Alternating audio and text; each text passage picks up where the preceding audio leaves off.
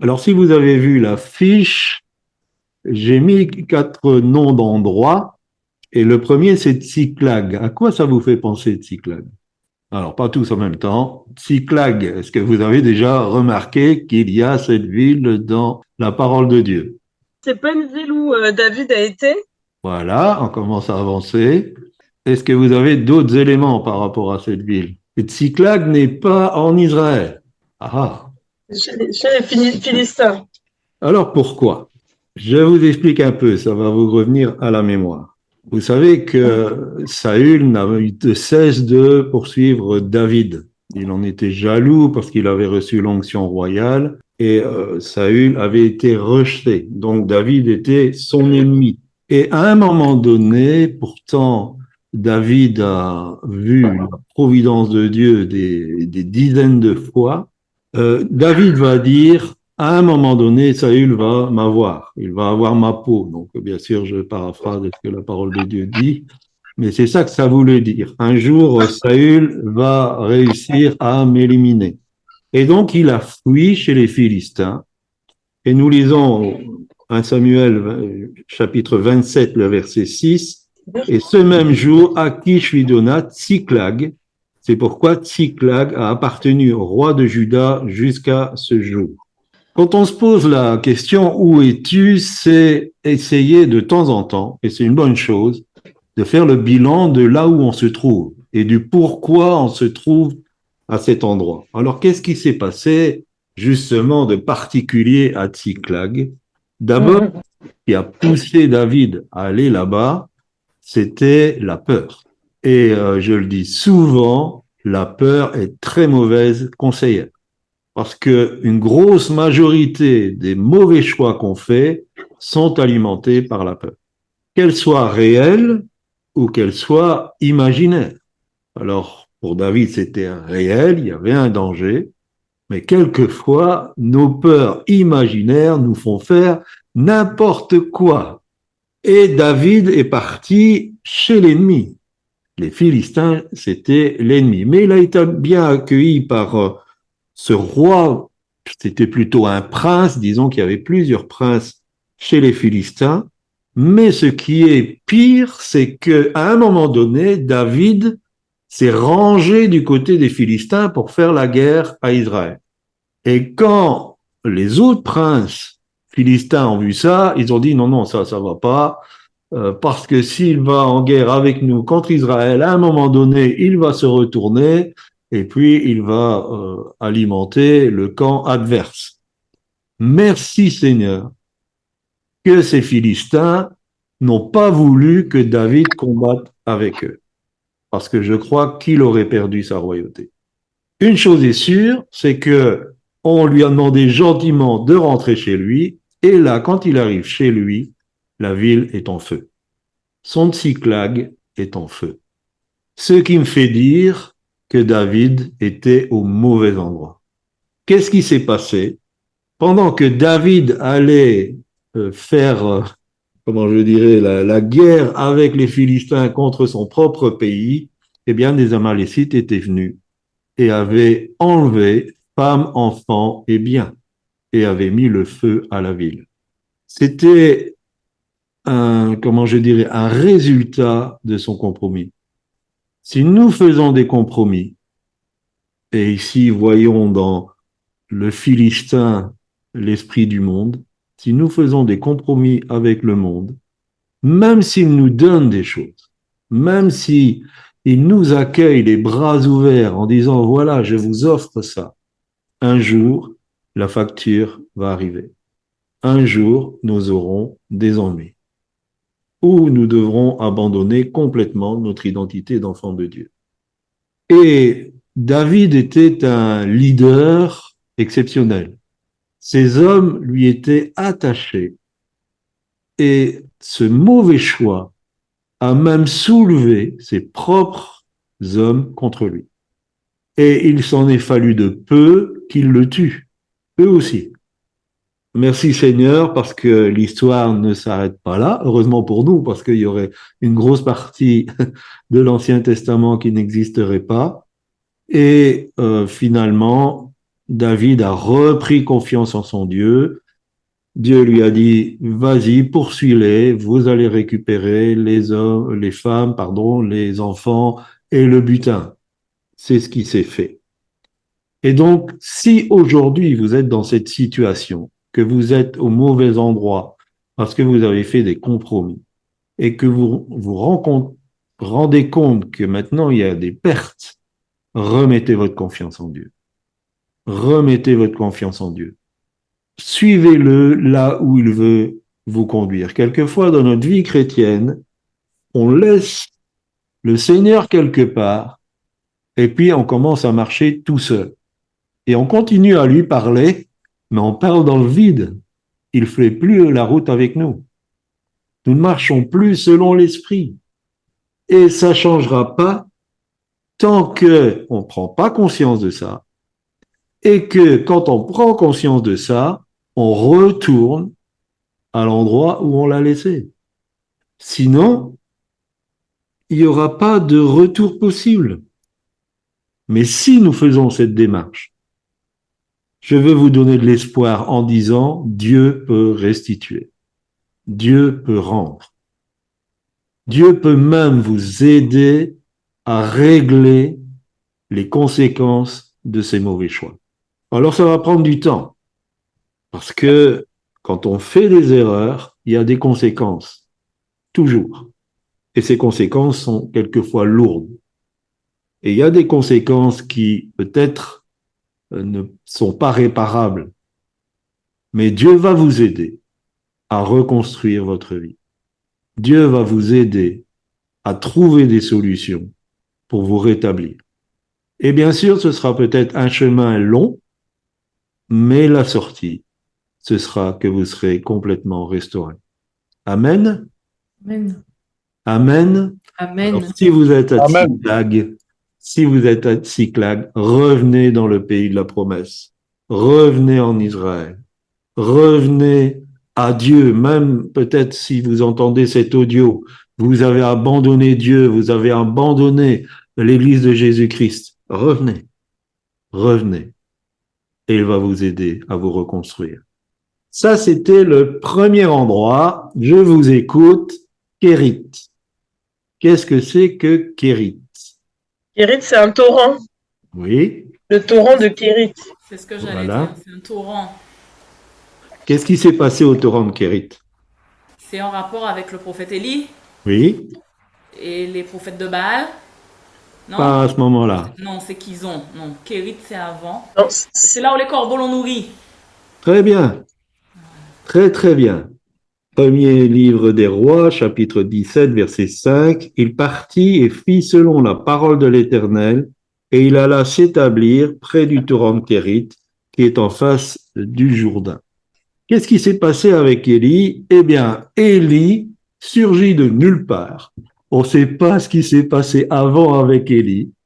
Il va voir le roi Akab, plein d'une certaine audace, et puis il dit à Akab, j'annonce qu'il n'y aura pas de pluie en Israël, sauf à ma parole. C'était quand même gonflé.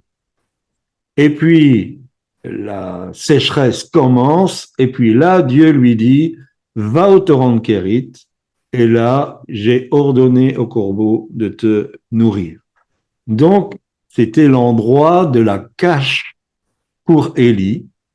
Il avait de l'eau par le torrent de Kérit, et les corbeaux venaient le nourrir le matin et le soir. Alors, je vais faire un peu d'humour. Vous avez l'épisode, ce qu'on appelle la pêche miraculeuse. Et avant que Jésus n'intervienne, Pierre et ses compagnons ont fait une pêche et ils n'ont absolument rien pris. Ce qui veut dire que les poissons n'étaient pas là où ils devaient être. Jésus intervient, il dit avancez en pleines eaux et jetez le filet.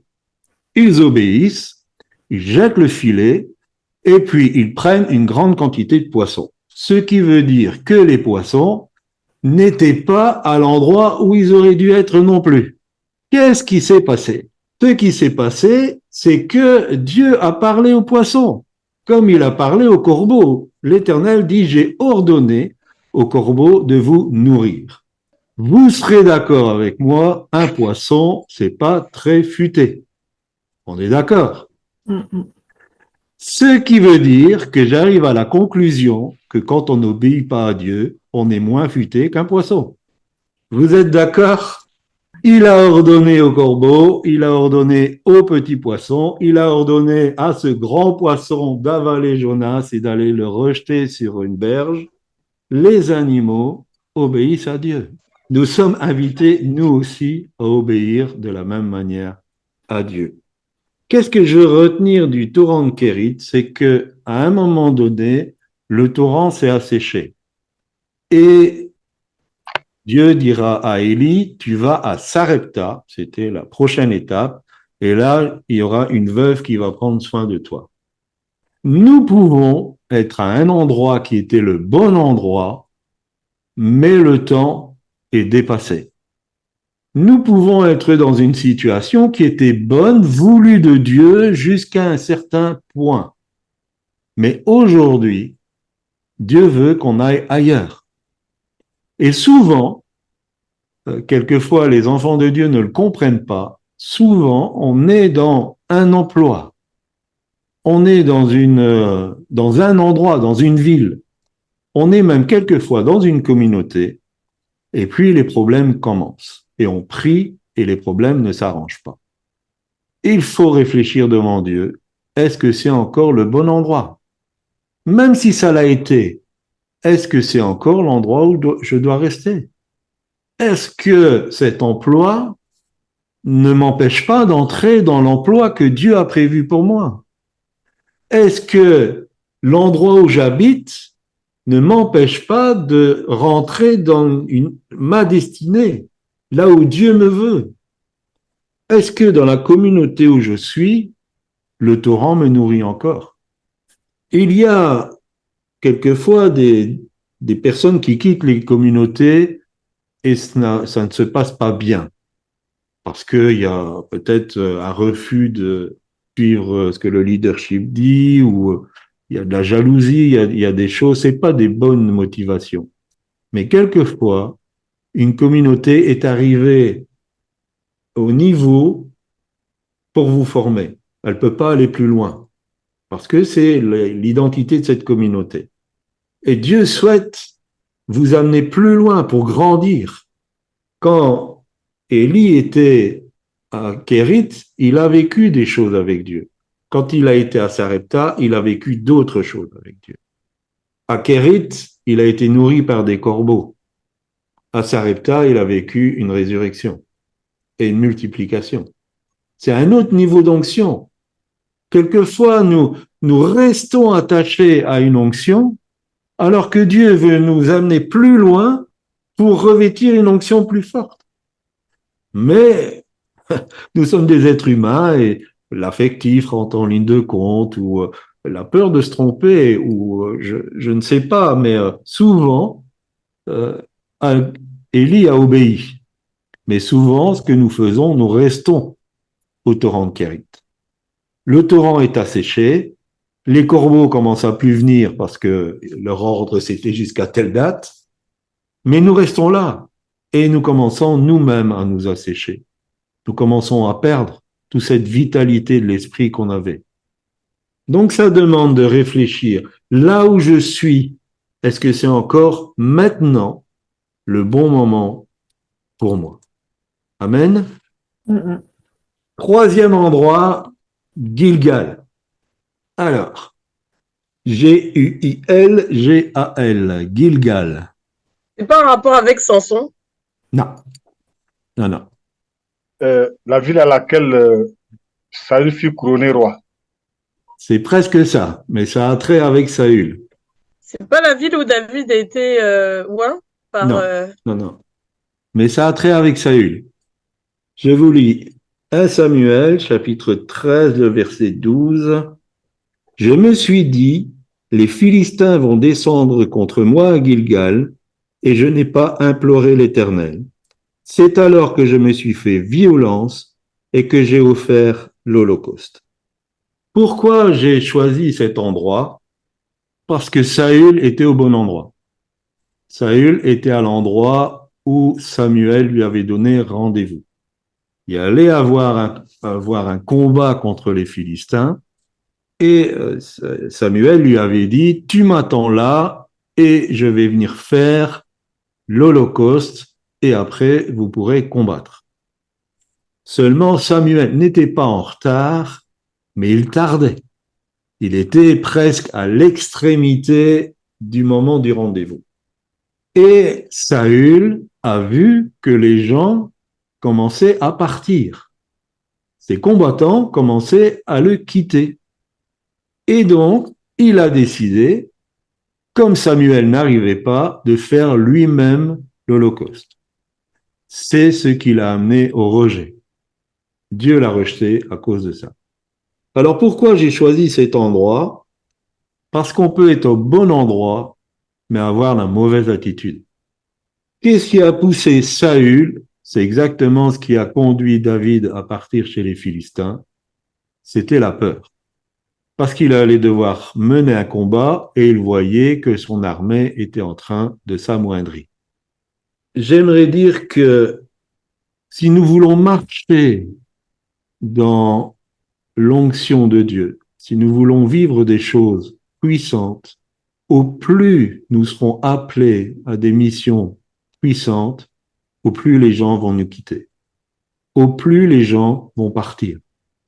Parce que il y a des domaines d'onction qui demandent une radicalité que les gens vont pas pouvoir accepter. On a vu que avec Gédéon, ça a démarré avec 32 000 hommes. Puis, après simplement cette parole, que celui qui a peur ne reste pas. 22 000 sont partis. Il en restait 10 000. Et c'était trop. C'était trop. Pour Dieu, c'était trop. Et donc, il va faire un choix tout à fait arbitraire par rapport à leur façon de boire. Et il va en rester 300. Autant dire que devant l'armée qu'ils allaient combattre, c'était minuscule. Mais Dieu, les grands projets de Dieu, je ne parle pas de la volonté de Dieu, mais les grands projets de Dieu se feront toujours avec un petit nombre et un petit reste. Des gens qui ont tout abandonné, des gens qui ont tout laissé, où le Seigneur, c'est la priorité. Imaginez, revenons à Gédéon, imaginez ces 300 hommes face au combat qui les attend. Qu'est-ce qui a fait qu'ils sont restés alors que 22 000 sont partis d'un coup et puis 9 700 sont partis? Qu'est-ce qui a fait qu'ils sont restés? Parce que Gédéon a fait le tour pendant que les gens buvaient, disait toi, toi, toi, toi, toi, toi, toi. Mais ils sont restés. Et au moment du combat, ils étaient là, ils ont cassé leur cruche et ils ont crié pour l'Éternel et pour Gédéon. C'était leur seule stratégie devant une armée de plusieurs dizaines de milliers. Casser une cruche et crier fort. Mais Dieu est intervenu. Pour vivre ces domaines d'onction, il faut avoir acquis un domaine de foi. Il faut avoir acquis de l'expérience. Très bientôt, le livre sur le combat spirituel va sortir. Il faut avoir combattu les ours et les lions avant de combattre les Goliaths. Et donc, pour combattre une armée comme celle de Gédéon, il faut avoir tué plusieurs Goliaths. Il faut grandir dans l'onction. Et si on veut grandir dans l'onction, parce que Dieu nous a suscités pour accompagner quelqu'un, nous devrons être habitués du fait que d'autres vont quitter, vont partir, parce que le prix va devenir trop élevé pour eux. Le salut est gratuit. Le salut est gratuit. Mais le prix de la consécration, si on veut vivre de forts domaines d'onction, il est très élevé. Il est très élevé. Et nous souhaitons que chacun, à EZ37, puisse être décidé à le payer, parce que nous voulons vivre des grandes choses. C'est pas que nous avons une ambition spirituelle mal placée, mais nous voulons vivre des grandes choses. Nous voulons qu'au travers du ministère OZ37M, tout un reste, toute une armée préparée, équipée, formée, résiste à ces temps difficiles et qu'elle soit là pour être ce témoignage pour que tous ceux qui seront tombés, qui auront été assassinés d'une certaine manière, puissent revenir à la vie. Et d'ossements desséchés qu'ils sont, qu'ils redeviennent une armée pleine de vie. C'est notre désir. C'est ce que nous souhaitons. C'est ce que nous croyons même être appelés à faire. Mais le prix est très élevé. Et nous le voyons que beaucoup sont happés par toutes sortes de situations. Mais l'un c'est happé par ça, l'autre c'est happé par ça, l'autre c'est happé par ça. Donc si vous voulez rester attaché à ce ministère, communiquez. Communiquez. Soyez à l'écoute. Laissez-nous vous aider à rester. Laissez-nous vous encourager. Un jour de plus, une semaine de plus, un mois de plus, une année de plus. C'est notre mission. Si vous n'êtes pas appelé à ça, vous n'êtes pas appelé à ça. Et même si vous partez vers d'autres horizons, soyez bénis. Faites ce que Dieu vous demande. Mais si vous voulez rester dans le ministère EZ37, accrochez-vous. Faites bloc. Parlez. Qu'on puisse prier pour vous et vous soutenir. Et soutenez-nous, Pasteur Corinne et moi-même, qu'on puisse continuer l'œuvre jusqu'au bout. Parce que nous ne sommes pas exempts d'attaque non plus. Nous avons aussi nos propres Goliaths, pour pas dire égyptiens à combattre. Donc, exercer un service qui n'est pas le nôtre est toujours conséquence de rejet de la part de Dieu. C'est ce que Saül a fait. Il était roi, il n'était pas sacrificateur. Quand il a fait l'Holocauste, il est sorti de sa zone d'autorité. Dieu lui avait donné un mandat et nous avons tous un mandat. Mais si nous sortons de ce mandat pour faire quelque chose que Dieu nous a pas demandé, nous nous mettons en danger et nous nous mettons en danger d'être rejetés par Dieu. Il y a quelque chose qui nous a vraiment marqué avec Martin Luther King. Martin Luther King avait une mission. Cette mission, c'était de lutter contre la ségrégation raciale aux États-Unis. Et quand il a réussi cette mission, il était tellement devenu un homme médiatisé qu'il est rentré dans des situations où je suis convaincu qu'il est sorti du mandat que Dieu lui avait donné. Il a pris par exemple des positions contre la guerre du Vietnam. Ce n'était plus dans son mandat. Quelques semaines après, il s'est fait assassiner. Il était prophète. Il faut savoir qu'une semaine avant d'être assassiné, il l'a dit. Il a prévenu ses collaborateurs. Donc il était prophète. Mais là, il est sorti de la zone d'autorité et du mandat que Dieu lui avait donné. Et nous devons faire attention à ça. Parce que quelquefois, il y a des portes qui s'ouvrent et ça donne vraiment l'impression que c'est Dieu qui les a ouvertes. Non, non, non, non, non. Ça veut rien dire. Et au plus on avance avec Dieu, au plus il faut être prudent. Parce que des fausses pistes, des voies de garage, des portes qui vont nous mettre à mal, il y en a des tonnes. Même dans les milieux chrétiens. Soyons prudents. Et surtout, ne faisons pas quelque chose à laquelle nous ne sommes pas appelés.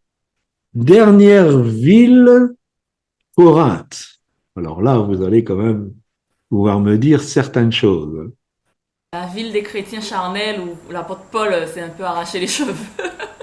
Entre autres, oui, entre autres. Mais par rapport à l'endroit.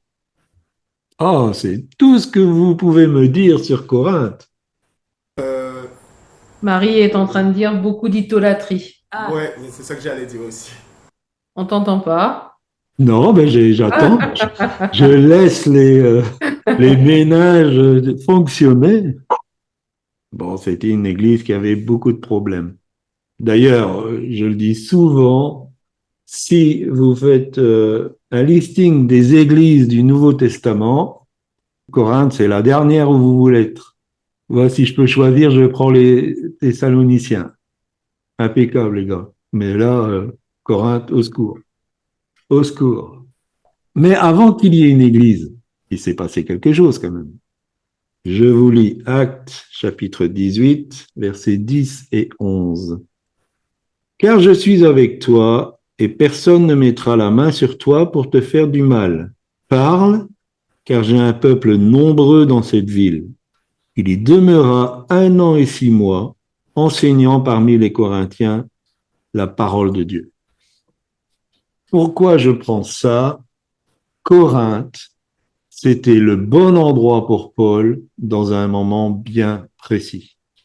Alors, si nous pouvons être dans un endroit pendant un bon moment, mais que c'est plus le bon moment, Dieu a un endroit où on doit être exactement là, à ce moment-là.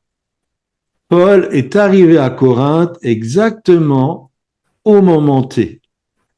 Et c'est une exception parce que si vous regardez le premier voyage avec Barnabas et puis les autres villes qu'il a visitées en Achaïe, donc en Grèce, ça a été rapide. Mais là, il est resté 1 an et demi pour connaître une église bien compliquée. Mais pendant 1 an et demi, il était au bon endroit, au bon moment. Ne ratons pas ces bons moments en étant au bon endroit. C'est très, très, très important. Quand je parle sur l'évangélisation, je dis il y a des rendez-vous divins. Ces rendez-vous divins, c'est maintenant et tout de suite. Le rendez-vous divin que je prends en exemple, c'est Jésus et la Samaritaine. Le moment de bénédiction pour ce village, je ne parle pas de la Samaritaine, pour ce village, c'était là, c'était le temps T.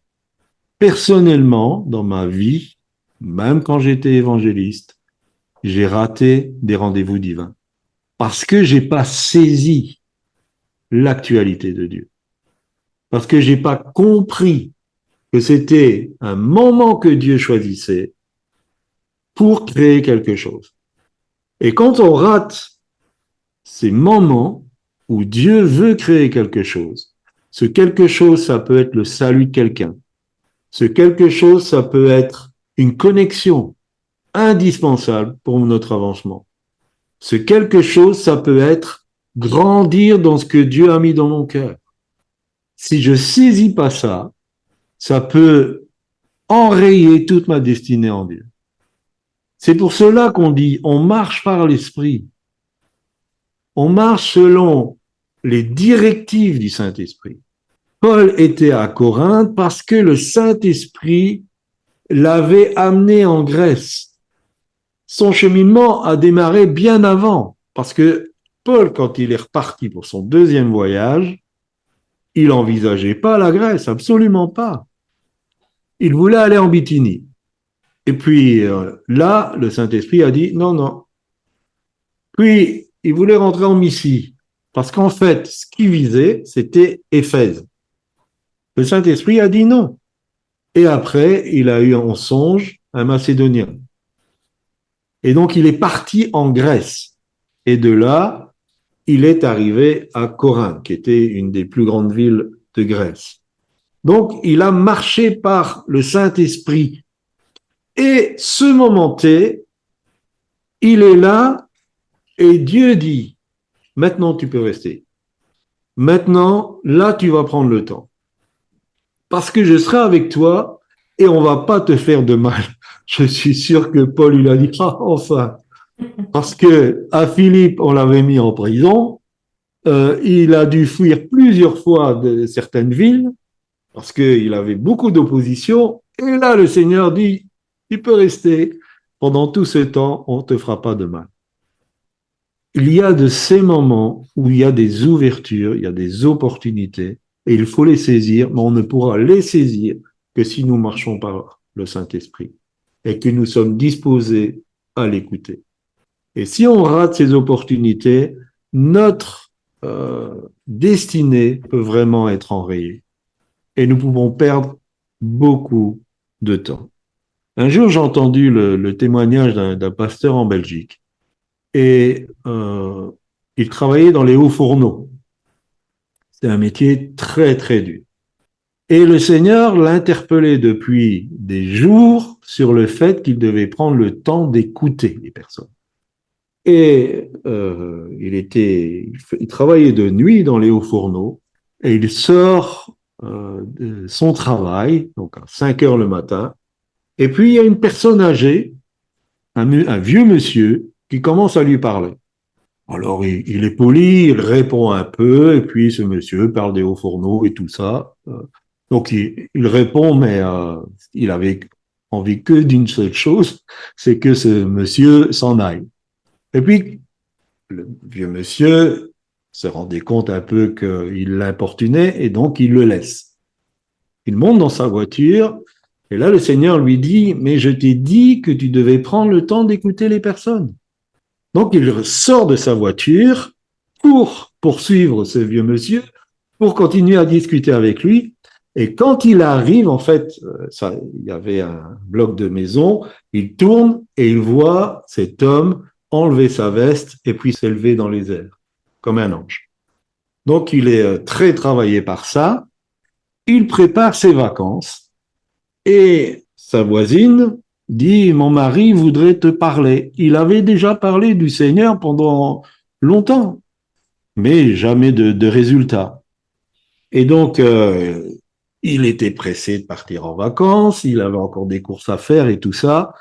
Mais à cause de cette expérience, il dit, bon, je vais quand même le rencontrer. Donc, il a passé du temps avec cet homme pour parler du Seigneur et tout ça. Il s'est mis en retard, c'est-à-dire que le lendemain, il a dû faire les courses qu'il n'avait pas pu faire. Ils sont partis en retard en vacances. Mais quand ils sont revenus de vacances, cet homme était mort.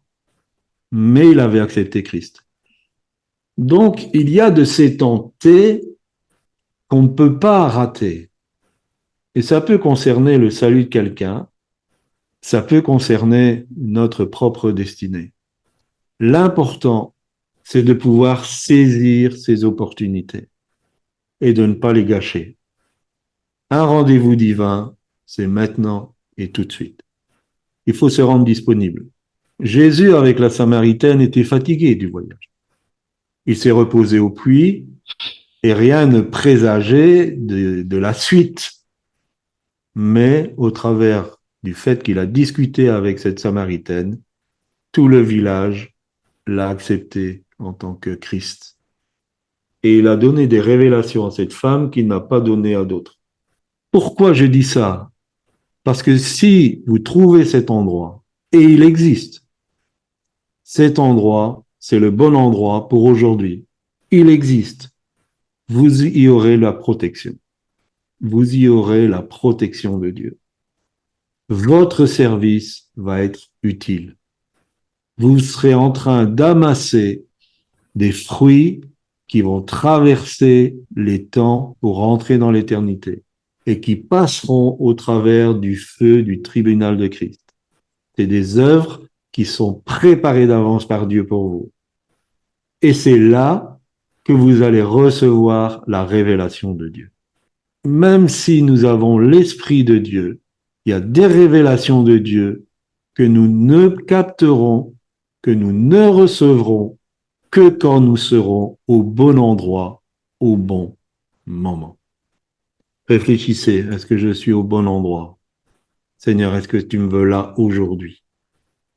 Si vous êtes au bon endroit, qu'il vous donne encore le courage de persévérer, de continuer, mais aussi demandez-vous, est-ce que maintenant il ne faut pas que je parte, que je change, que ça soit dans n'importe quel domaine de votre vie? Voilà ce que je voulais vous partager cet après-midi. J'espère que ça vous parle. Je ne sais pas si vous avez des